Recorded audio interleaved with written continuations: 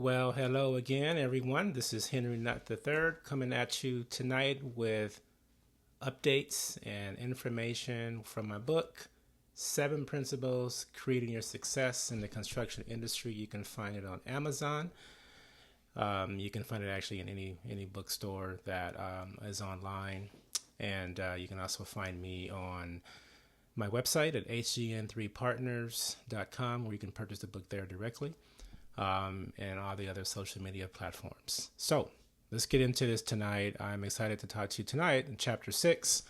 We are diving into love what you do, or at least like it a lot. So I thought about this chapter a lot because, like so many of you, I was born to be a sheet metal worker or whatever career path. I had different options, took different paths, and finally found something that I wanted to do. Actually, my father was instrumental in helping me discover that. If you listen to any of the other chapters I've spoke about, you would have heard that. So tonight, I want to talk to you about loving what you do, why it's so important. And at the end, after reading my couple excerpts from the chapters, I'm going to talk a little bit about 4 points that I want to kind of highlight why it's important. I actually spoke to someone just recently that I work with that talked about how much he didn't really talk about loving what he does and that he didn't make that a priority, and that's just what he had to do. And I get it. Most of us didn't have the luxury to just decide, hey, I want to work in this career. I want to choose this for my career. We just kind of got stuck with something, and we found ourselves 10, 15, 20, 30 years later, we're doing it. So I'm speaking to you if you are someone that is going into any industry, and mine is construction, and you pay attention to the different gifts and talents that you have. You pay attention to what you are drawn to, what you like, what you don't like. You're created that way. You're drawn to certain things for certain reasons, and you have an affinity to do something more than someone else might. And that's cool. That's what makes the world go round. We're all different, uniquely made and beautifully made, and we can do whatever we put our minds to. And I think it's important that we consider if it's something that we enjoy. That's really important. So let me read from this chapter here, and we'll kind of dig into a couple of things. So it starts out by saying, I know so many people that simply live for the weekend. It's all about Friday night, and the remainder of the week is a blur or just time and space that one must endure. What a sad life that is. Think about it. We will spend most of our lives working somewhere. That is, unless you expect to receive a significant inheritance from family or win the lottery. Would it not be nice if you enjoyed how you were going to spend the majority of your life? I mean, it's only 40 hours per week, 52 weeks per year, less a 2-week vacation for approximately 25 to 30 years. Who or what else will give that much of your time, The answer is no one, not even our spouses, children, or best friends. So it behooves us to think long and hard regarding the afforded options to choose our career paths. Sadly, some have no choices due to life circumstances, but if you are in the boat of people that do have a choice, make them count. You will only impact the rest of your life with your decision. Then I want to go on further, and it says, doing work that we love has many benefits. Not only will you excel at what you do for a living, but others will take notice and be impressed by how you engage in your daily tasks. The attitude you exude and even your vibration will become contagious, and the ones that influence your tenure will be taking note of you. No one wants to work with someone who has a demeanor covered with gray clouds and negativity. We all have heard the expression, check your attitude at the door. That is almost impossible to do when you hate your job. Sure, you can fake it for a while, but can you do it for 25 or 30 years? My guess is no. So love what you do, or at least like it a lot. And it sounds, it's funny, but when you think about it, spending the rest of your life, whether it's the one career or several careers that you actually end up embarking on in your life journey, it's so important that we do something that we at least enjoy. And maybe it's not about falling in love with your job. Some do, but perhaps it's just about enjoying the work itself. It's about recognizing how you show up every day has a lot to do with what you're going to do in that day. Imagine so many people, over 50% of people who work don't enjoy their jobs. That's just a statistical fact. And so many people, maybe listening to this, are a part of that. You're like, well, what can I do now? There's a lot of times you can rediscover yourself and chart a new path. It's not an easy path. So I'm primarily talking to folks right now that are in a position where you're driving down this road of discovering what it is you want to do. I talk to my kids about it. I talk to other people who are trying to enter the construction industry. You have options, you have choices. Where you start doesn't necessarily mean where you end. And that's really important to note as well, that you don't have to necessarily consider the start as the ultimate. You have options, but you got to start somewhere. We talked about that in the earlier chapters. In this journey, you got to start somewhere. And just note that where you start doesn't have to be where you end. But it does behoove us to consider the options, to consider what it is I'm going to be doing, the type of work that I'm going to be engaged in. Is it something that I could see myself doing? Or am I doing it because I've been told to do it? I'm doing it because it's what my dad or my mom does for a living. And again, that might be a season of your life where you have to get started. You have to make money. You have to provide for yourself, for your family. But it doesn't mean it has to be the end. It doesn't mean that is the dead end for you, that this is my life. But that requires some discipline and some work and an effort and a real vision for your own life, and saying, I'm going to do this for X amount of time while I'm working on this other thing, whatever that might be. But at the end of the day, what I'm trying to hone in on is the importance of you enjoying your job, because we spend so much of our time, so much of our lives in that space every day, all day, at least a good portion of it. And then for some of us, we commute another hour, maybe 2 hours even, to get home. So that's part of your day. And then you get home and you can be frustrated from the work that you've done that day, or the people you're around, or just the job itself. And then you got to commute a distance. Then you get home and you have to decompress. Sometimes before you go in the house to see your family, because you want them to have the best part of you. And that's not always something you have that's top of mind, but it is a part of the life.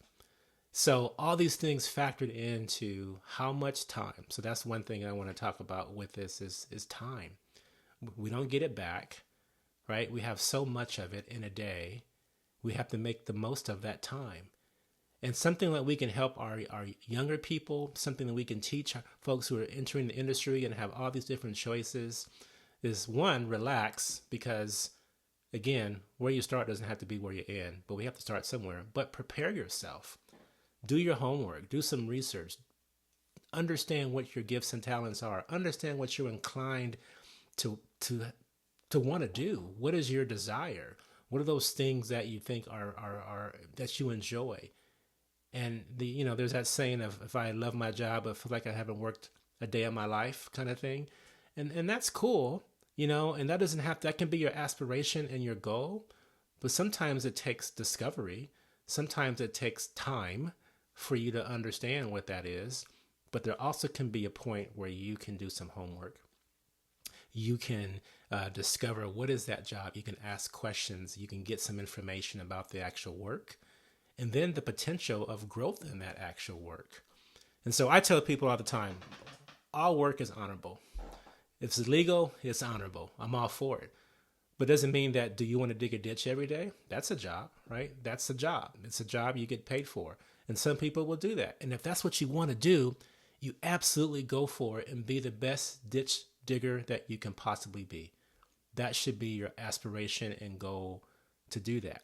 And let no one take that away from you, or shun you, or shame you for whatever career path you decide you want to go down, what path you want to take. The key is that you yourself say, I enjoy this. This is what I want to do. This is who I want to become.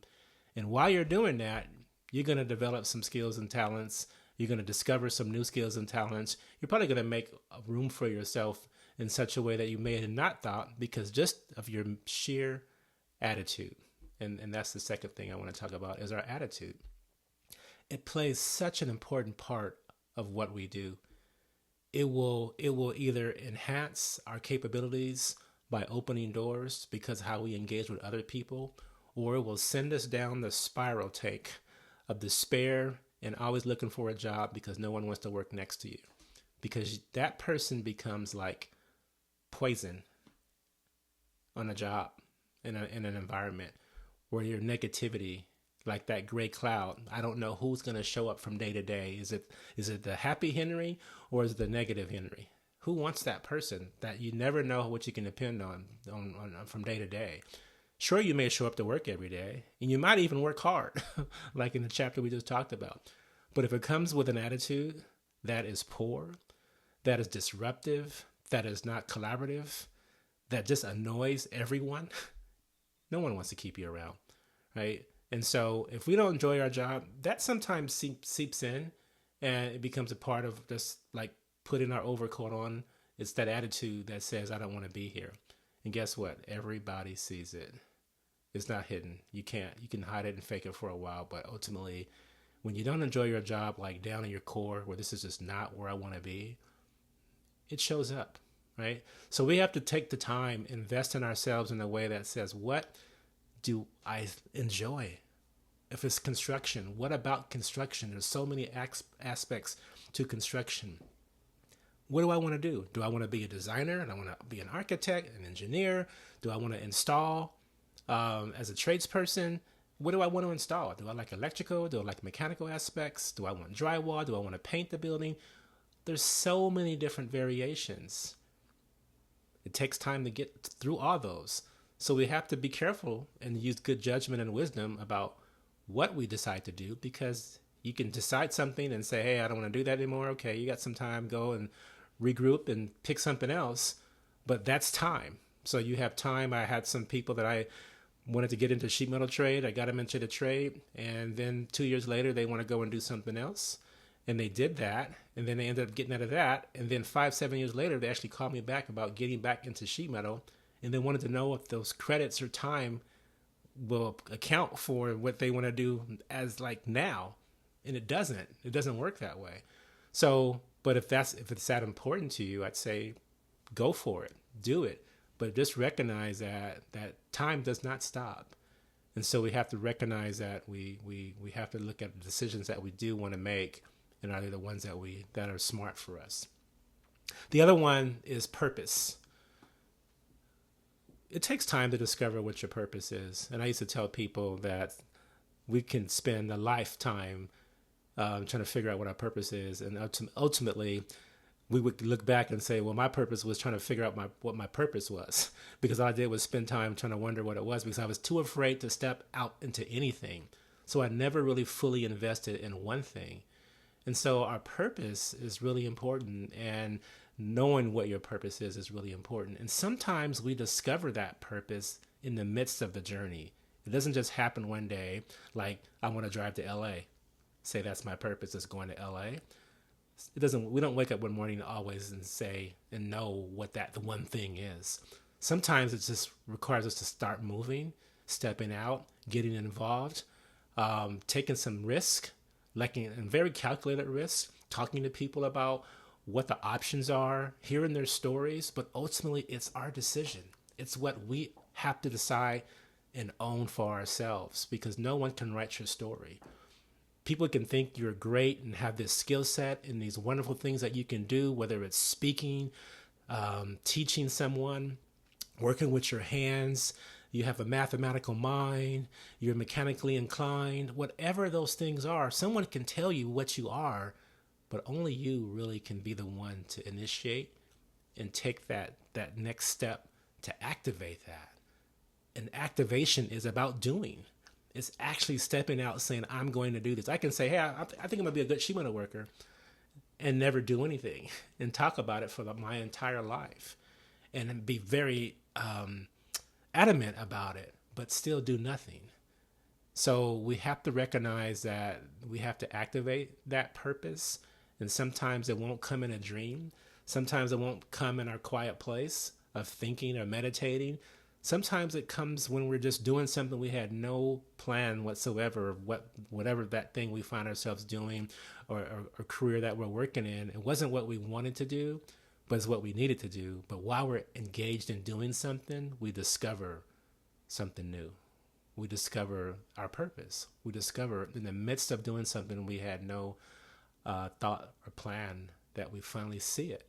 And sometimes we find that purpose by knowing what we don't want and working in an environment where here's what I know I don't want to do. I can eliminate that one because I've done it and I don't enjoy it. It doesn't bring me joy.